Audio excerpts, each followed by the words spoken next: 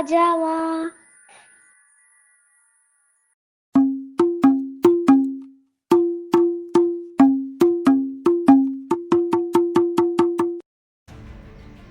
வணக்கம். நான் மாலதி. BA படித்துவிட்டு ஈரோட்டில் பிரபல கம்பெனியில் வேலைக்கு சென்று கொண்டிருக்கிறேன். கொரோனா காலத்தில் உலகமே ஸ்தம்பித்து போனது. யாருக்கும் வேலை இல்லை, வீட்டில் இருக்கும் சூழ்நிலை. அதுவும் ஒரு வகையில் நல்லதாக தோன்றியது. ஏனென்றால் வீட்டில் அனைவரும் ஒன்றாக சந்தோஷமாக இருந்தோம். அப்படி இருக்கும் பொழுது பாட்டி வடை சுட்ட கதை கேட்டிருப்போம். ஆனால் எங்கள் பாட்டி சொன்ன கதை வித்தியாசமாக இருந்தது. என் பாட்டியின் பெயர் ஜோதி அம்மாள். 1981ஆம் ஆண்டு என் அத்தைக்கு திருமணம் முடிந்தது. அத்தை வீட்டுக்கு செல்வதற்காக பலகாரம் சுட இரவு நேரத்தில் எங்கள் கிராமத்து வீடு சிறிய சந்தில் ஓட்டு வீடுகளாக இருக்கும். திண்ணை இல்லை, வெளிப்புறத்தில் சிறிய ஜன்னல், சிறிய வீடு, விறகு அடுப்பு. புகை சுற்றும் என்பதால் ஜன்னலை திறந்து வைத்துக் கொள்வார்கள்.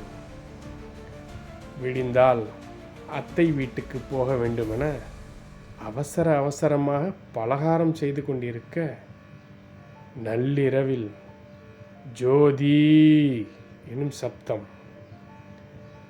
என் பாட்டி தைரியமானவர். இப்பவும் வேலை பார்த்தபடி இருக்க ஜன்னல் வழியே கை வருகிறது. கையெல்லாம் கருத்து சடை சடையாக முடி. அதற்கும் அஞ்சாமல் இருக்க ஜோதி பலகாரம் கொடு என கேட்கிறது.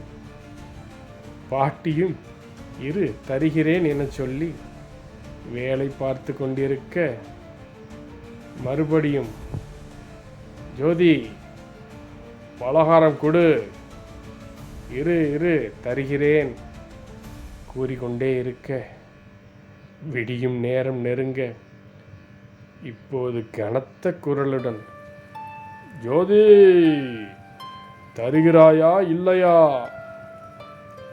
பாட்டியும் வேலையை முடித்து எடுத்து வைக்க கை ஜன்னலில் உள் வந்தது. இப்போது பாட்டி இங்கே கையை நன்றாக நீட்டு என கூறி எண்ணெயை கையில் சட்டியோடு ஊற்றிவிட்டார். வீச்சென அலறிக்கொண்டு ஜோதி மோசம் செய்து விட்டாள் என கதறிக்கொண்டு சென்றதாம். இதைப்போல் நம் வீட்டு பெரியவர்களின் அனுபவங்களை கேளுங்கள்.